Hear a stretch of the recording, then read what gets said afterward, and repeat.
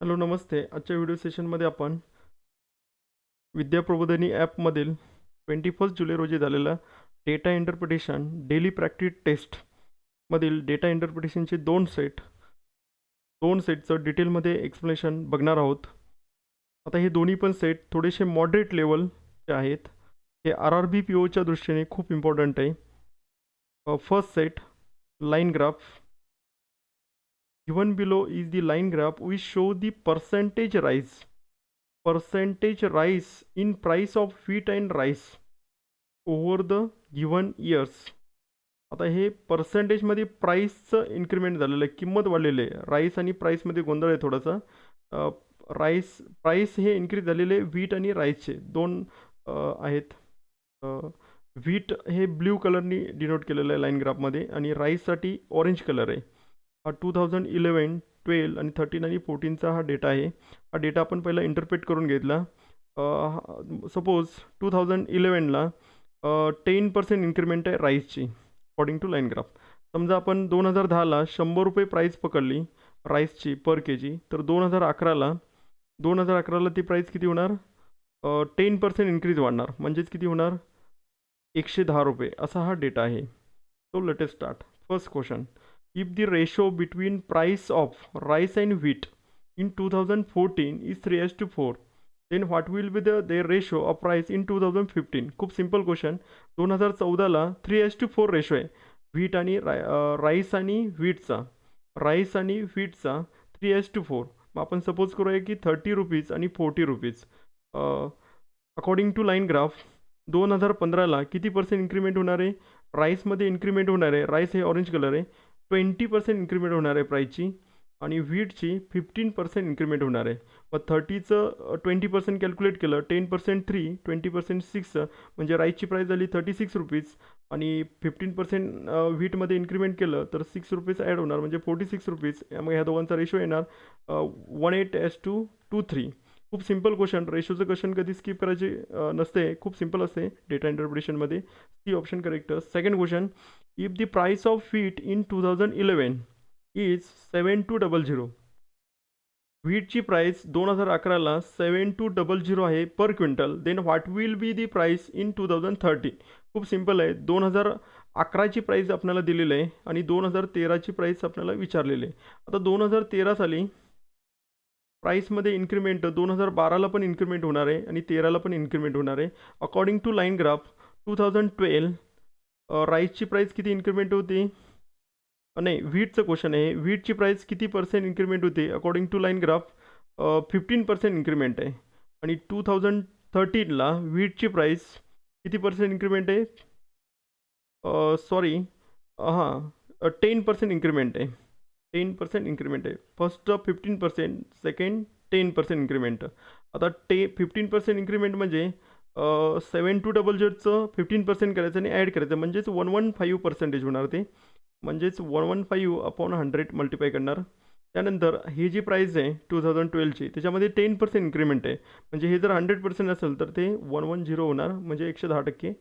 म्हणजेच 100 रुपये हे 110, म्हणजे सिम्प्लिफिकेशन करायचं आहे. 0 कॅन्सल, 5नी मल्टिप्लाय केलं, 5नी कट केलं तर हे 23 आणि हे 20.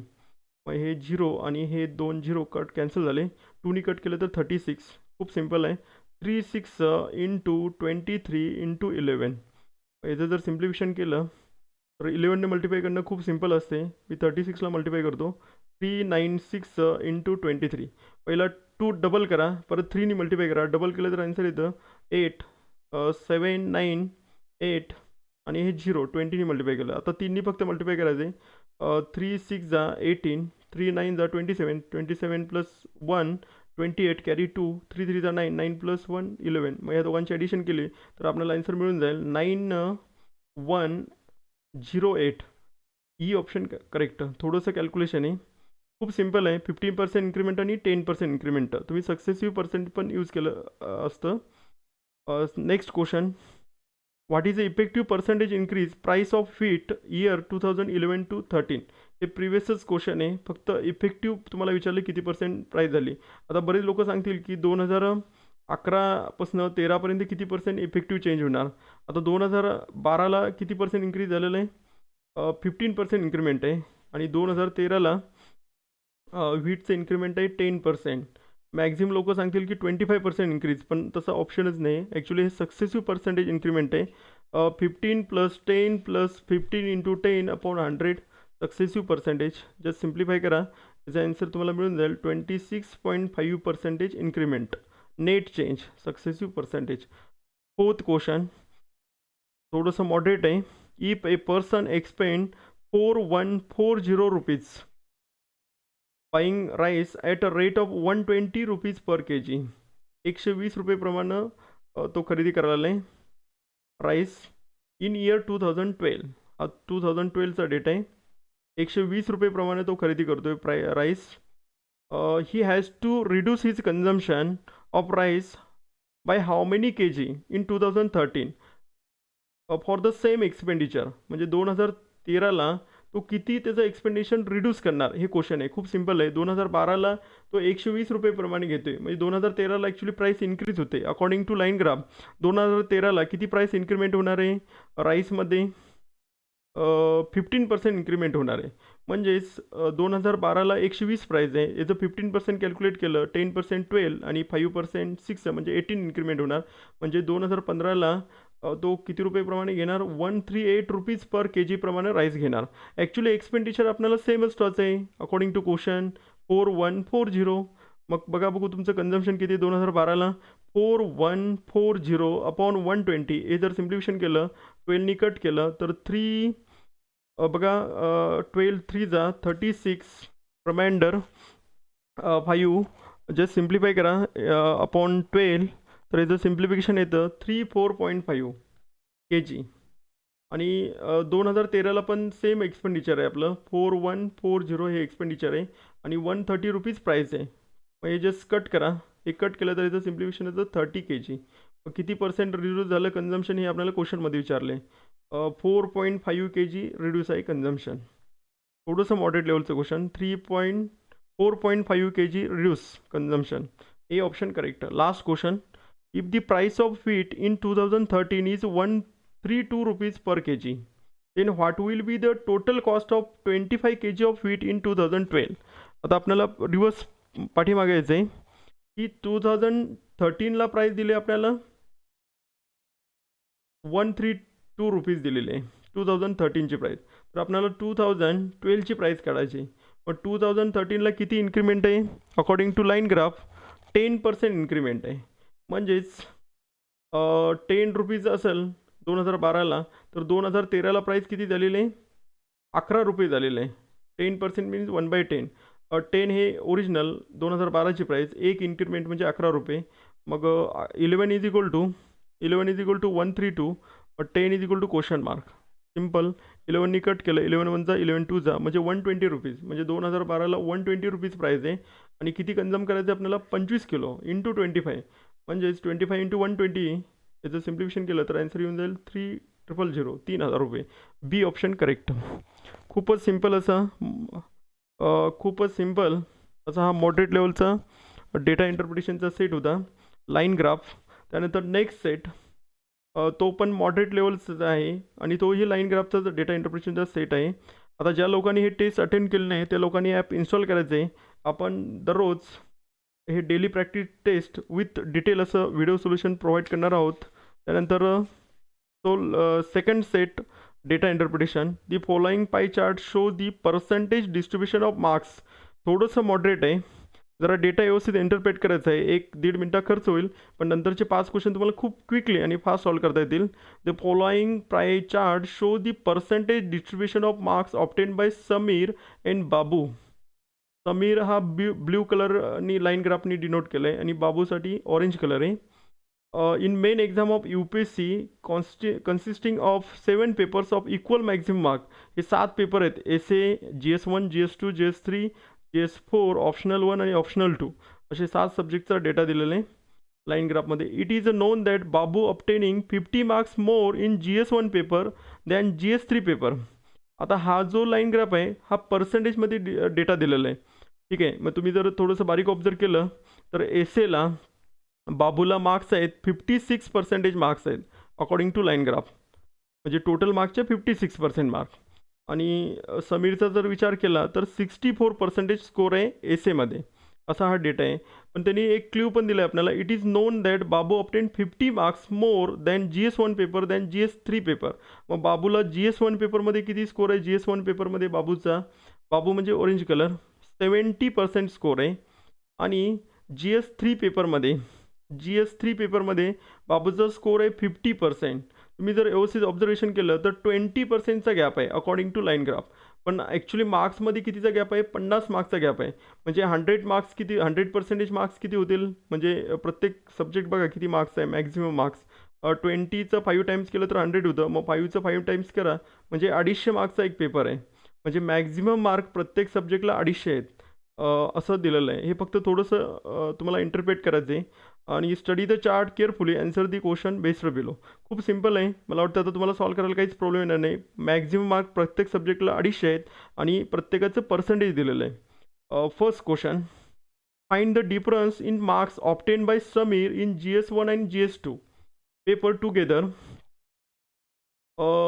And that of Babu in optional 1 and optional 2. म्हणजे तुम्हाला समीरचे GS1 आणि GS2 पेपरचे मार्क्स आणि बाबूचे ऑप्शनल 1 आणि ऑप्शनल 2 पेपरचे मार्क्स काढायचे आहेत आणि त्यांचा डिफरन्स सांगायचे आहे. खूप सिम्पल आहे. According to line graph, GS1 समीरसाठी ब्ल्यू कलर आहे, समीरसाठी ब्ल्यू कलर आहे. समीरसाठी किती मार्क्स होणार बघा? GS1मध्ये समीरसाठी मार्क्स होणार, समीरसाठी GS1चे मार्क्स हे किती आहेत बघा? 52%. 52% काढायचे 250चं. प्लस काय करायचं आहे तुम्हाला? GS2साठी पण मार्क्स काढायचे आहेत. GS2मध्ये मार्क्स किती आहेत? 58% मार्क्स आहेत. म्हणजे 52% प्लस 58% ऑफ 250. मग तुम्ही 250 कॉमन आहे, हे बघा. 52% ऑफ 250 प्लस 58% ऑफ 250. मला असं वाटतं 250 मी कॉमन काढतो. 52 प्लस 58 केलं तर 110 होतं. 110% ऑफ 250. मग हे 2 झिरो कॅन्सल होतील. म्हणजे 11 इंटू 25. खूप सिम्पल कॅल्क्युलेशन. इंटू 11 एकदम फास्ट. 275. म्हणजे टोटल मार्क्स किती झाले? 275 समीरचे मार्क्स GS1 आणि GS2चे. असंच तुम्हाला आता बाबूचे मार्क्स काढायचे, तर ऑप्शनल 1 आणि ऑप्शनल 2. तुम्ही जर व्यवस्थित ऑब्झर्वेशन केला अकॉर्डिंग टू लाईन ग्राफ, तर बाबूचे मार्क्स किती आहेत बघा? बाबूचे मार्क्स आहेत 70% आणि 50%. बाबूचे मार्क्स ऑप्शनल 1 आणि ऑप्शनल 2मध्ये. ऑप्शनल 1मध्ये बाबू आहे, सॉरी 65% आहे. 65% आहे बाबू ऑप्शनल 1मध्ये. ऑप्शनल 1मध्ये बाबू म्हणजे ऑरेंज कलर 65% आहे.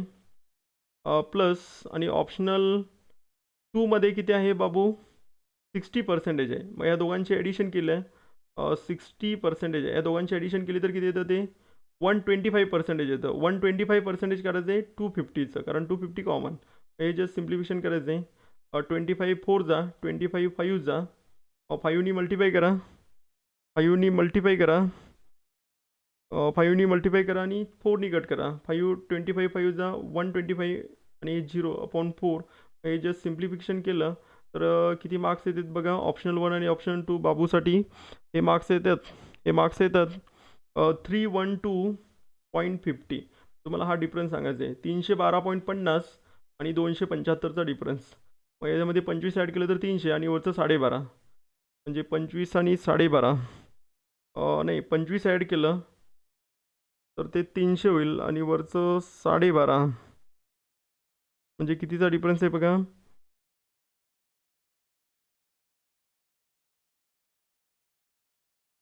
37.5 मार्क्सचा डिफरन्स आहे.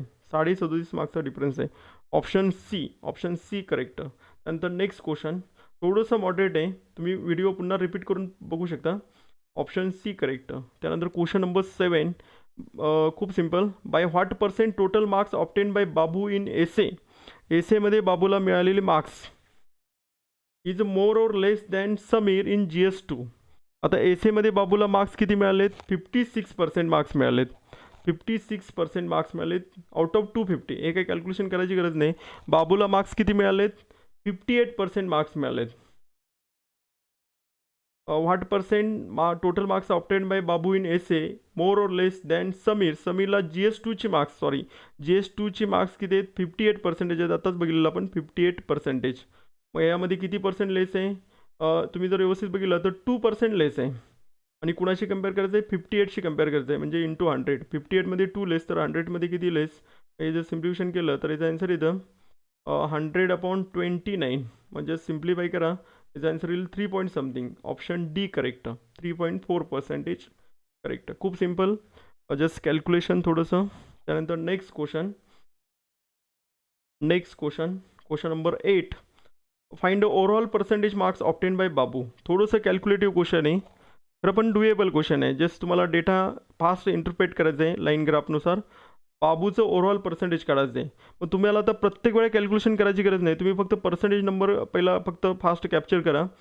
एसेमध्ये बाबूला किती मार्क्स आहेत? 56% मार्क आहेत. आता 56% ऑफ 250 मॅक्झिमम मार्क आहे. हे प्रत्येक वेळा लिहित बसायची गरज नाही, कारण 2% ऑफ 250 हे प्रत्येकात कॉमन आहे. ते नंतर आपण लास्ट लिहूया. फक्त 56%, 70%. जस्ट तुम्ही फास्ट कॅप्चर करायचे. त्यानंतर नेक्स्ट तुम्ही लाईन बघा व्यवस्थित. एक 61, 62, 64%. 62%, 2 लाईन आहेत. त्यानंतर नेक्स्ट पुढं जस्ट तुम्ही फास्ट कॅप्चर करायचे. 50%, 58%, 65% आणि 60 या सगळ्यांची ॲडिशन केली तर ॲडिशन येते 421%.